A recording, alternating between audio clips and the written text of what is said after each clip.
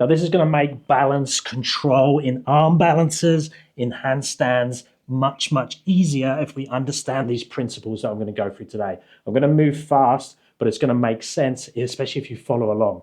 We're going to pick some really easy positions to start with, and then we're going to play with those, and then we're going to use the same examples or the same ideas to create the same positions in a handstand and flirt with our overbalance and our underbalance. So number one, let's get into a crow or frog position like this. I'm going to have my knees on my elbows. Now for some of you, it's going to be a bit more froggy, meaning that the knees are going to be on the outside. For others, you're going to be more comfortable there. But the goal here is to have lower hip, lower feet. And the way we're going to do that is keep your toes in contact with the floor very lightly. So we don't want to be throwing the feet up in the air. So this position here, see my toes are on the floor. I'm touching. I'm not in this yoga-like position. We want to have more of a lower hip, lower feet. So have a play. See if you can get in a position. We want to be able to hold 10 seconds in that position with the toes touching the floor and be able to hold a conversation. Now, the reason we want to be able to hold a conversation is we want to be perfectly balanced here and not using up lots of energy. We're going to need the energy for the stacked on progressions that we're going to stack on that base. So once we've got that 10-second position and we can hold a conversation there, all we're going to do is flirt with the position towards overbalance. So we're going to take the head and shoulders down a little bit, hips up a little bit, so it takes weight out of the toes, or ideally lifts the toes up. So I'm going to go in this position, head and shoulders forwards and down, toes come up a little bit, come back again. I'm not doing this. I'm not separating the body. I'm not bending the knees. I'm taking head and shoulders down as one segment, lifting the feet up and back again. So it's like a seesaw type feeling. Head and shoulders down, hips and feet up. Head and shoulders up, hips and feet down. So if you can't do that by lifting the feet, just do it enough so you feel the weight change in the feet. Next, we're going to do the opposite by starting on our head. So we're going to create a triangle between the head and the hands. I'm going to turn the hands out a little bit. So I'm more in this position. Step the knees on. So now instead of the feet touching, the head's touching, I'm going to do the same but opposite. Hips down, head and shoulders up a little bit. See, I've lifted the head off the floor, slowly back again. Again, if that's too hard, decrease the weight out of the head, increase the weight in the head, and back again. Then we're just going to put those two together. The easier way of doing it is to get the head on the floor first, slowly lower the hips and the legs, lifting the head and shoulders up, go to the feet, build confidence and control there. So it'll look like this.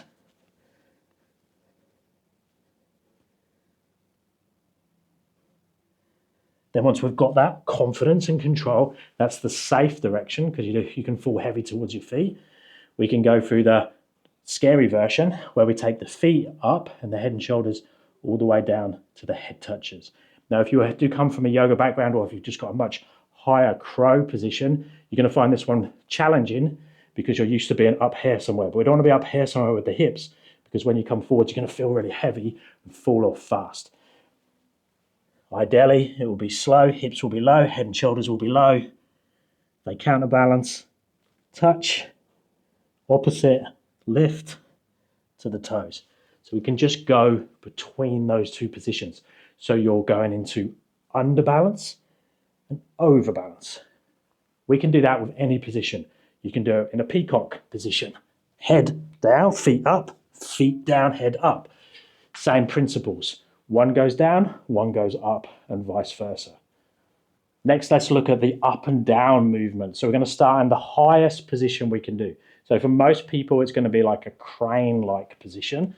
So here I'm going to externally rotate the hands. I'm going to have the knees up by the armpits. I could have toes on the floor, but ideally now toes will be off. And then look, I'm going to lower hips and shoulders. Elbows come out into the legs come out further into the froggy position. And then I hold there. Then I'm going to carry on. The elbows are going to come in, the knees are going to come out more, and then I'm into like a squished crow position. Head and shoulders are close to the floor but not touching. Same for the feet. So I'm now opening up as I come down, making sure that I'm staying balanced by what's in front of the base, the hands, and what's behind the base, the hands. So the hands are there, head and shoulders go one side, hips and legs go the other. They counterbalance each other. The knees are spreading out as we come down to create a stronger, easier to balance position, but also just make space to come down holding that balanced position. That's a really fun one to play with that all of you can do. You just need to make it easier with the toes on the floor or harder if you have it with the toes up. So the toe on the floor version would be the same here. I can pause at any point. There, and ideally lift the toes at the bottom. Now, if you're a bit stronger, a bit more balanced, you can use the wall for these variations. We're going to start to go up a little bit more towards handstand. And if you can't do these ones, just watch the video, watch me doing it, and you'll see the body change in position, which counterbalances, like we was just doing on those easier variations. So the head and shoulders comes down, takes the load, takes the weight, meaning the hips and the legs become lighter. So if I'm in this position, I take the head and the shoulders down, enough so the hips and the legs can become lighter. I've got more push in the arms. And now look, I keep going towards overbalance, but not too much so I fall, but enough. So it's like I'm falling into my handstand. So I'm using the head and shoulders coming down, the hips and the legs coming up, and then I straighten out at the top using just enough overbalance. Now you do need a lot of confidence, strength and control to do the full movement freestanding. We can do it back to wall, we can do it chest to wall, and I've got specific videos on the crow, the handstand type movement. But today is more about understanding the base, where it is, how strong it is, and the counterbalance of what's in front and what's behind. So that one's more advanced level, but the concept is still the same. So if you have it, play with that one. You can do single leg variations where you're stepping more into the position and then up that way. Still needs a lot of push. You can do exactly the same, having the help from the wall, going to and from the wall. But the same concepts apply. That overbalance, underbalance, making sure you've got enough weight one side compared to the other side, and we have a strong base. And then we're changing the body position to make it easier or make it harder, depending on what skills we're working towards. And then another one that really reinforces the idea, it's a bit more advanced again, but it's lower to the floor, so it's a little bit more approachable, and you can definitely try some of the easier variations, is the single arm elbow lever. Because there you have balance either side. The position has to fit with the floor, but also you want the easiest position to balance. And you need to get the base nice and strong and the rest of the body on top of the base. So to do that, I'm bringing the elbow in towards the midline. So I'm in that position. So then I'm balancing everything else on top of this strong base. The elbow stays on top of the hand, and then my body sits on top. So if I'm in that position there, I open, and look, if I'm in the right balance position, I can lift this arm. But it only works if I have equal weight on either side, create that clearance, and have that super strong base. And I can tip it up and down when I'm learning. So from here, I can have feet on the floor here, and I can lift hand in the air. I can have head on the floor and lift feet.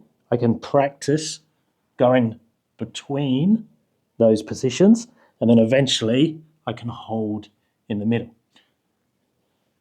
So not so much of a skill tutorial in today's video, more about a concept that I use to learn all arm balances and teach arm balances. Now, if you'd like more help with your training, I do have my app and my online coaching. You'll find all details down the website. Now, I've recently added follow-along classes to my app and for YouTube members. If you're a YouTube member, you'll find those in the members-only video. And on the app, there's a specific section just for follow-along classes. If you have any requests for skills or levels that you'd like me to cover in those classes, please reach out and let me know. I'll speak to you guys in the next one.